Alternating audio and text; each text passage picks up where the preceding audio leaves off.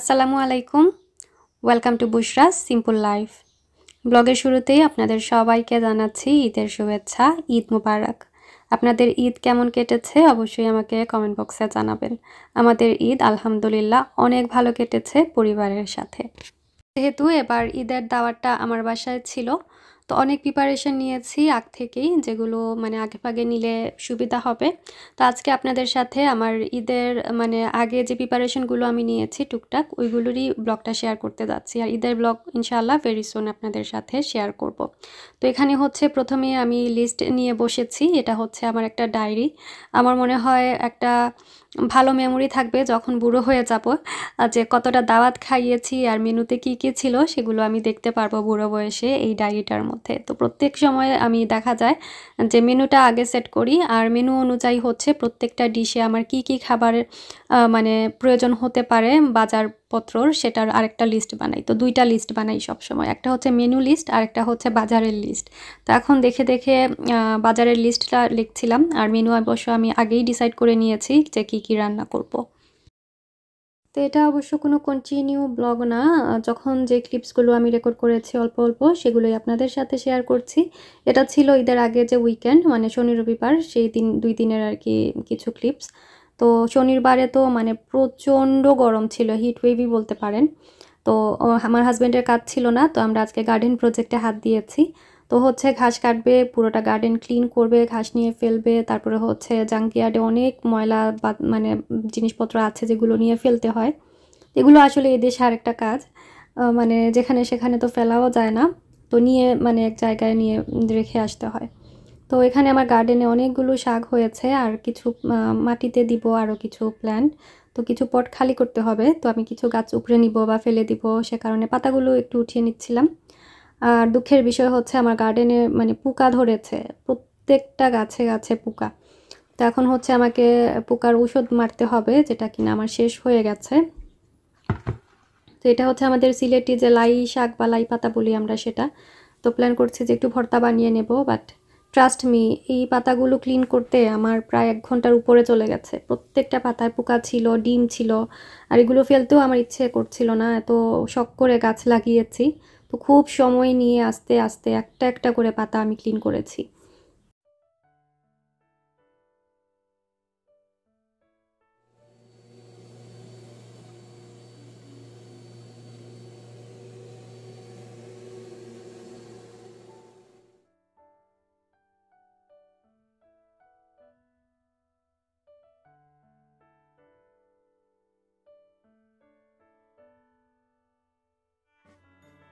যেহেতু আমার গার্ডেনটা হচ্ছে সাউথ ফেসিং, তো দেখা যায় গার্ডেনে পুরোটা সময় এত বেশি রোদ থাকে, আর রোদের কারণে হচ্ছে আমার কিচেনটাও অত্যাধিক গরম হয়ে যায়, যে দাঁড়ানোর কুদরত নেই এরকম অবস্থা। তো এই পাগলে ধরেছিল আজকে আমাকে এই পাতাগুলো বাছার জন্য। তো এতটা সময় নিয়েছে, আমি তো এখানেই হাফ ডেড হয়ে গেছি গরমে আর কি। তো যাই হোক, আজকে মাছ ভাজা করতে যাইনি, যেহেতু সময় যাবে। তো আমি যে চিংড়ির শুটকি পাওয়া যায় বোতলের মধ্যে, ওইটা দিয়েই বানিয়েছি। তো খারাপ হয়নি, বাট মাছ ভাজা দিয়ে করলে আমার কাছে মনে হয় যে বেশি মজা হয় আর কি। তো এটা হচ্ছে নেক্সট ডে। আজকেও অনেক গরম, বাট গতকালকের মতো না। তো আমি গতকালকে গিয়ে মাছ বাজারে নাজেপাকে নিয়ে সব বাজার সদাই করে নিয়ে এসেছি। মাছ বাজার বলতে আমাদের দোকানের নামটা হচ্ছে আর কি ব্যাকটন মাছ বাজার। তো আমরা যেতে যেতে বেশ লেটে যাই, তো ওইভাবে আসলে কিছুই পাইনি। তো যেহেতু বড় শপিং, দাওয়াতের শপিং, অনেক জিনিসপত্র লাগবে, তো আবারও আরেকদিন বের হতে হবে। তো একদম ওর হচ্ছে আর বুধবারে অফ, আর উইকডেজে আর অফ ওইভাবে নেই। তো ঈদের 2 দিন আগেই বলেছে অফ নেওয়ার জন্য, যেহেতু বাচ্চাদের স্কুল রানও আছে, আর ফ্রাইডে যদি ঈদ হয় তখন আমার জন্য একটু প্রবলেম হয়ে যাবে। তো দেখা যাক এখন কিভাবে কি করি।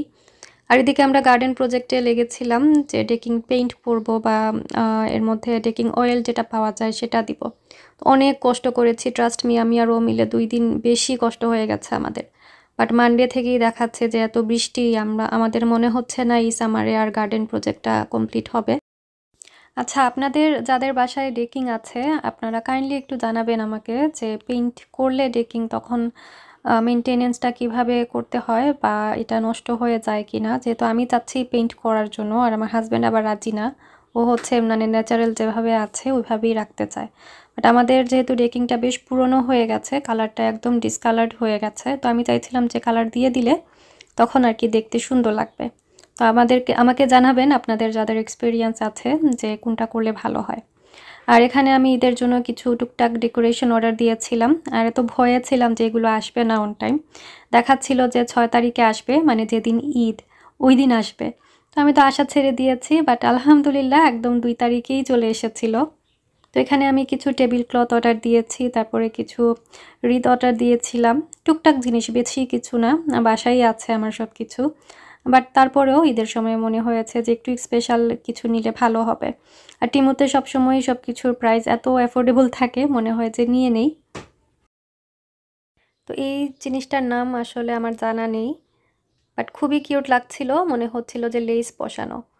আমি প্রথমে ভেবেছিলাম যে এটা মনে হয় চটের তৈরি, বাট দেখলাম যে না, এটা কাগজের। খুবই সুন্দর। আমার কাছে এগুলো আরও আছে, বাট ওইগুলো ছিল মানে কালারফুল। বাট এই বছর আমি আর কালারফুলটা আর কি রাখতে চাইছি না, থিম একটু আমি দেখাবো ইনশাআল্লাহ নেক্সট ব্লগে। 1.5 বছর আগে অনেক জিনিসপত্র নিয়েছিলাম, কিছু ডিশ, ওইগুলো এখনও আমার বের করা হয়নি। তো ওইগুলো মানে ঈদে বের করার প্ল্যান। তো আমি অনেক বেশি এক্সাইটেড এগুলোর জন্য।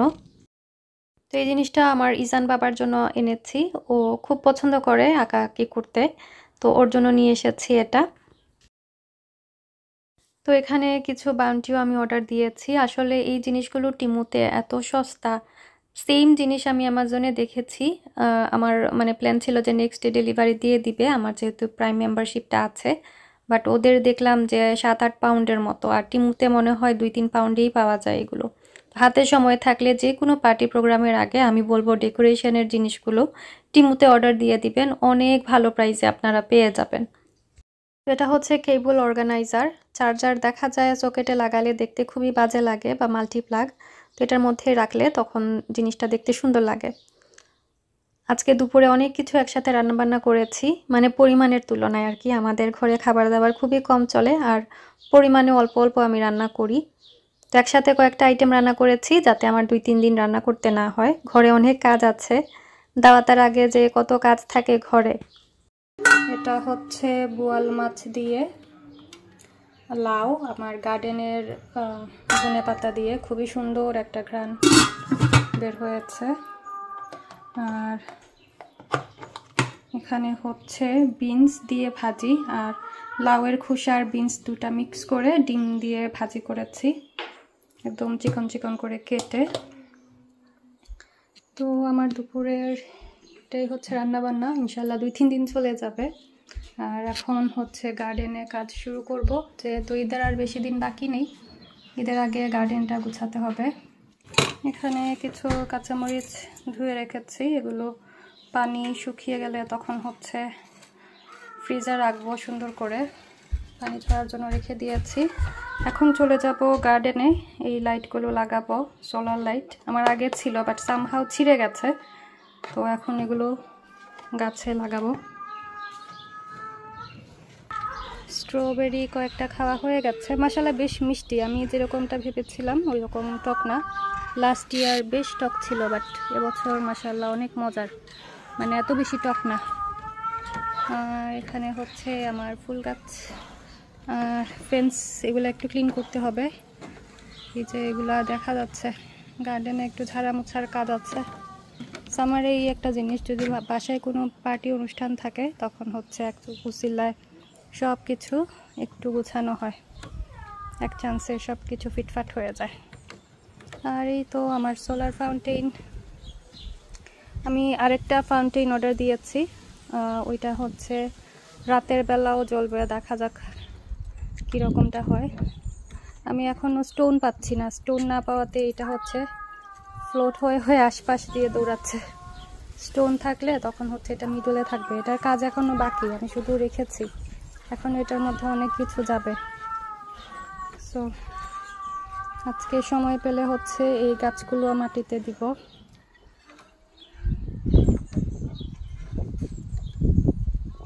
এখানে হচ্ছে ঘাস কাটা হয়েছে, এগুলো নিয়ে আজকে ফেলা হবে। আর এই গাছে এখন আমি এই লাইটগুলো লাগাবো। hello hope. Say hello. তো স্কুল খুলে গেছে বাচ্চাদের, আর সাথে সাথে ওয়েদারও খারাপ হয়ে গেছে। এই 2 দিন এত মানে গরম ছিল, আর আজকে যেরকম ওয়েদার হবে কল্পনার বাইরে। তো যাই হোক, বাচ্চাদেরকে স্কুল থেকে নিয়ে এসেছি কাক ভেজা হয়ে। তো বাচ্চাদের একটু চুল টুল বাচ্চাদের খাইয়ে দাইয়ে ফ্রেশ করিয়ে বিকেলবেলা এখন আমি কিছু তেলের পিঠা বানাচ্ছি ঈদের দিনের জন্য।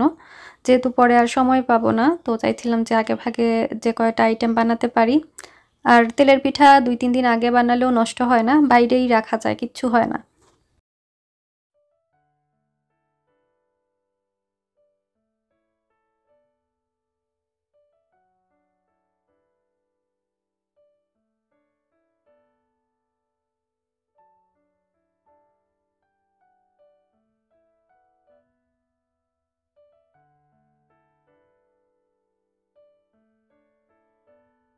আজকে আমি খুবই ছোট্ট একটা কড়াইয়ের মধ্যে তেলের পিঠাগুলো বানাচ্ছিলাম। তো একটা একটা করে বানাতে হয়েছে, অনেক সময় চলে গিয়েছে।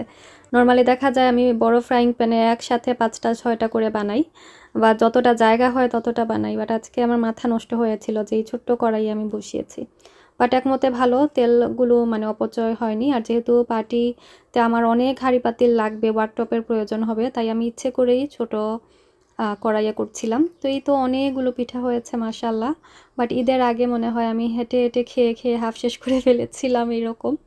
তো যাই হোক, আমার টুকটাক ঈদের প্রিপারেশন ব্লগটা আপনাদের কেমন লাগলো অবশ্যই কমেন্ট বক্সে জানাবেন। ইনশাআল্লাহ নেক্সট ব্লগে আবারও দেখা হবে, কথা হবে। সবাই অনেক বেশি ভালো থাকবেন, আমার জন্য দোয়া করবেন, আমার পরিবারের জন্য দোয়া করবেন। Stay happy, stay connected. আল্লাহ হাফিজ।